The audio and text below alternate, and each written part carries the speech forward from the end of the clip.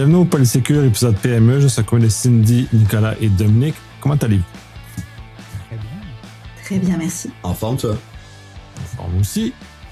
Cette fois-ci, on va aborder le Shadow. Shadow IT, Shadow AI, Shadow whatever ce qui existe.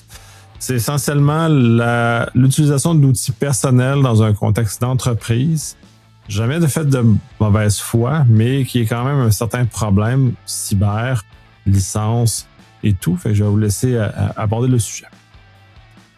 Je rajouterais aussi, c'est pas juste d'emmener, là, c'est pas juste un bring your own device, ça serait d'installer des outils aussi sur tes devices professionnels qui n'ont pas été approuvés par ton équipe TI. Donc, ça peut regrouper ce genre d'outils-là. Donc, l'outil PDF que tu as trouvé gratuitement, que tu as décidé d'installer sur ton PC parce que tu avais un problème avec Adobe PDF Reader, ça va être inclus dans le Shadow IT.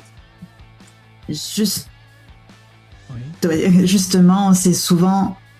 c'est pas des outils qui ont une utilisation mal intentionnée, c'est des outils que vos employés vont prendre pour faire leur job, soit parce qu'ils ont l'habitude de cet outil-là et il n'est pas offert par votre compagnie, mais il va être efficace, préfèrent tel tool versus un autre, pour répondre à un besoin. Souvent, c'est pour accomplir leur travail, fait que c'est pas une mauvaise utilisation en soi, ils comprennent juste pas que potentiellement il peut y avoir un risque. Donc on va beaucoup parler de communication, et Dom, je te vois qui te mord Non, le Shadow, effectivement, il y en a quand même pas mal dans toutes les sortes, dans tous les niveaux. Hein. On a Nicolas les fleurs entre les périphériques qu'on va approcher, etc. Généralement, c'est tout ce qui échappe au contrôle des mesures de sécurité qui ont été mises dans l'entreprise. Tout ce Shadow-là, c'est le petit côté sombre qui ne transite pas par les méthodes, les mécanismes de protection qui auraient pu être mises en place dans l'entreprise et qui sont là pour réduire les risques, parce qu'on ne met pas de mesures de protection s'il n'y a pas de risque, on met des mesures de protection pour éviter la matérialisation d'un risque. Et donc tout le Shadow, il passe à côté. Puis il y a quelques exemples qu'on peut voir, et puis si quelques-uns étaient là au Secure de l'année dernière avec les epic fails qu'on a pu présenter avec mon acolyte Pierre Le Calvez, où on a pu évoquer des gens qui ramenaient des choses pas très correctes dans le bureau et puis qui traînaient dans le bureau et qui ne devraient pas y être. Du Shadow, qui sortait du contrôle. Donc tout ça, ça sort de la protection. Alors c'est sûr, l'entreprise, peut-être qu'il y a des détecteurs incendie, puis il y a tout ce qu'il faut contre le feu, donc c'est peut-être plus safe que de mettre ça dans le pont du cabanon. Donc il y a peut-être plein d'intérêts d'utiliser le Shadow, mais c'est un risque pour l'entreprise. Comment on se prémunit ça? Mettons que je suis dirigeant d'entreprise, je connais pas le concept, vous venez de me l'apprendre, et je fais, ok, mais comment est-ce que je peux savoir que mes employés utilisent ce genre d'outils? Comment je peux m'en prémunir? C'est quoi les premières étapes?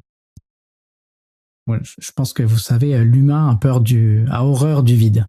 Donc quand il manque quelque chose, on va toujours être très créatif pour trouver ce qu'il faut. Je sais plus si c'est toi, Nicolas ou Cindy, qui a dit, non, on peut pas empêcher les gens de travailler. Donc ils vont travailler, ils vont trouver une solution, ils vont faire des choses, et puis sans même savoir quel risque ils exposent, ils vont le faire. Il faut y aller, faut appuyer plus vite sur l'accélérateur, faut clencher, puis hop, on va faire de quoi. Puis on en a plein. On s'est listé entre nous quelques petits logiciels qu'il faut pas utiliser, quelques comportements qu'il faut pas utiliser, mais dans la pression, on va le faire. Donc, ce que tu me dis, c'est que... Est-ce que Nicolas serait pas là? Si j'arrive demain matin et je dis juste à mes employés, on utilise uniquement ce qui a été approuvé, et quand vous voulez faire utiliser quelque chose, vous me le demandez, ça va pas régler la situation, right? Non, si, c'est exactement ça qu'il faut faire. C'est la partie IT, vous savez, il y a la joke comme ça. Si vous allez voir votre gars de sécurité, puis vous lui dites, hey, faut que je mette en place ça tout de suite, c'est bon, je peux l'acheter, c'est secure. La réponse de la personne de sécurité en 2 secondes va être non. Ok? Tout le monde le sait, ça sert à rien. Vous pouvez vous essayer, mais si vous essayez de tordre le bras au gars de la sécurité en lui faisant dire quelque chose qu'il n'a pas vérifié, la réponse sera non. Comment on fait pour éviter d'être confronté au non, puis pas de le faire quand même en allant sur convertir PDF rapidement sur un site un peu louche qui permet, on ne sait pas ce que ça va nous retourner. Il faut anticiper les besoins de ces usagers et il faut fournir les solutions avant que les gens en aient besoin. avant que les gens soient confrontés au pied du mur pour dire il est 5h moins 10, je dois partir, je dois faire ça en vitesse. Donc c'est là où, à mon sens, c'est là où le département de IT doit se focaliser sur les besoins pour proposer les solutions. Et s'il est occupé à faire du patching parce qu'il l'a pas transféré à son MSP, c'est là où il faut se poser la question, parce que la bonne affaire, c'est de proposer les bons outils pour ses usagers. Ou tu sais, à chaque fois qu'un user demande à son gars à propos d'un logiciel, puis comme t'es fatigant que ça, ou encore une demande, tu sais, comme faut pas que c'est déjà bien que ton user te le demande, c'est déjà un step dans la bonne direction, fait que c'est juste important que cette communication-là entre l'équipe TI puis tes employés se fassent bien, puis que ça soit quelque chose d'ouvert, peu importe le genre de système que vous utilisez. À mon sens, le Shadow IT est un énorme sujet.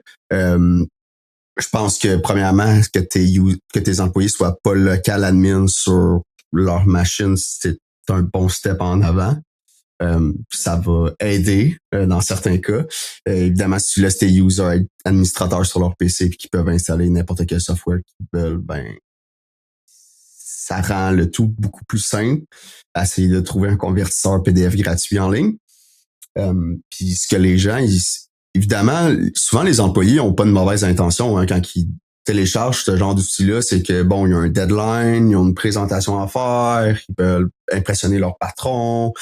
Il y a tout le temps comme une raison, c'est ça qu'ils sont habitués d'utiliser, puis ils veulent l'utiliser. Ils sont comme le gars TI était au téléphone, il est en train de changer le password de Ginette ou il est parti à une autre place, donc il trouve une solution.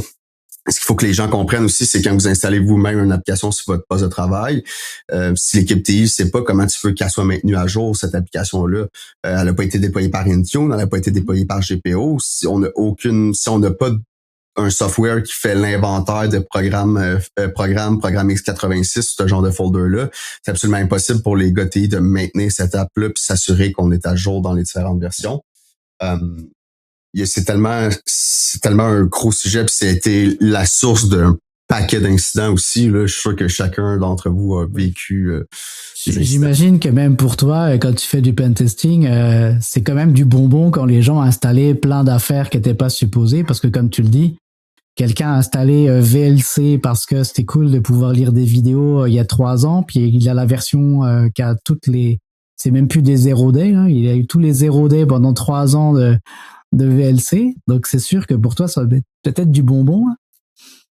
C'est sûr que c'est agréable, là, de mon point de vue à moi. C'est sûr que c'est tout le temps des belles portes qui s'ouvrent, là, surtout si ça rouvre un service, un port, puis que tu essaies une nouvelle version d'un outil FTP en quelque part. C'est sûr, je veux dire, c'est juste que d'un point de vue dans le contexte du podcast, je vais pas prendre cette approche-là, mais oui, effectivement, dans notre day-to-day, on voit des horreurs.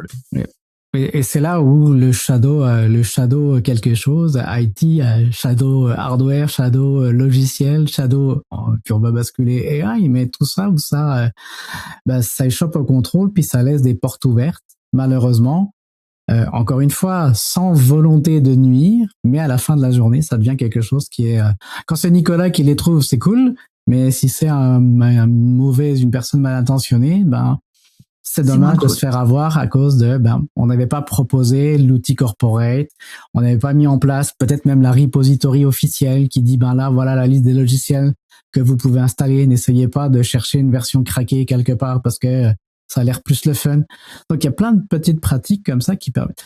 Les gens d'IT sont quand même très ultra connectés, suivent les tendances, donc sont capables d'anticiper ce qui va arriver. Donc, c'est clair que une communication avec les départements IT, départements de sécurité, pour anticiper puis de mettre à disposition pour les usagers, ce serait la bonne pratique pour éviter ces histoires de shadow puis que ça passe en dessous du radar. Après, un échange aussi, parce que nos amis IT, on en met beaucoup sur les épaules, mais ils connaissent pas tous les softwares d'ingénierie, de facturation. Il y a plein de softwares très métiers.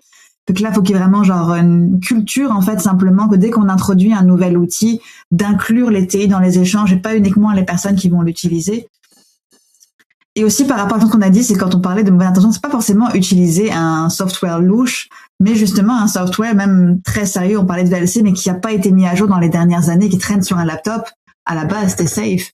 Mais si ça reste là avec aucune mise à jour, nos employés sont pas toujours les meilleurs à faire les mises à jour sur leur poste s'ils ont les droits.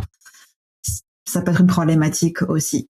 Et je ferai la porte justement sur le Shadow AI, parce que certaines personnes vont se dire, moi du Shadow IT, je comprends pas trop c'est quoi, mais juste posez-vous la question, pensez-vous que si vous n'avez pas mis en place et choisi un AI pour votre compagnie aujourd'hui avec des guidelines, pensez-vous vraiment que vos employés ne l'utilisent pas? La question se pose. C'est une vraie question qu'aujourd'hui tout le monde le fait, même sans rhétorique. Parce que même s'il le faut pas directement, les outils qu'ils utilisent ont de l'AI à l'intérieur, fait que par la bande, tout le monde utilise de l'AI aujourd'hui. C'est que ce serait bien de vous poser la question de justement comment essayer d'encadrer ça et d'aider vos employés à vous aider. Si vous utilisez un MSP, demandez-lui qu'il vous sorte un inventaire sur les postes de travail des applications installées. Ils sont probablement en mesure de vous donner ça. Puis demandez-lui quelle application que le MSP supporte, parce que lui, il va vous offrir du patching. On en a parlé dans les précédents épisodes, le patching des différents trucs. Il y a probablement une liste, lui, de trucs à maintenir, à patcher. Puis regardons, c'est quoi, nous, on fait souvent la partie scan, puis le nombre de fois que ça arrive, c'est comme, c'est quoi cette app-là, c'est quoi cette app-là, c'est quoi ça fait ces postes de travail de mes users, ben c'est comme, je veux dire, nobody knows. Donc, demandez à votre MSP, si jamais vous en avez un, de vous sortir cette liste-là, puis descendez la liste, puis est-ce que c'est des softwares qui vous disent quelque chose? C'est-tu des softwares qui sont supposés être installés à la grandeur de l'entreprise? Parce que souvent, les softwares qui sont supportés par les MSP, ça va être des softwares qui sont déployés à l'ensemble de ton staff ou à un groupe de users de ton staff, parce que bon, c'est des ingénieurs ou c'est des comptables, donc ils ont Akumba ou ils ont un certain software qui vient avec ça.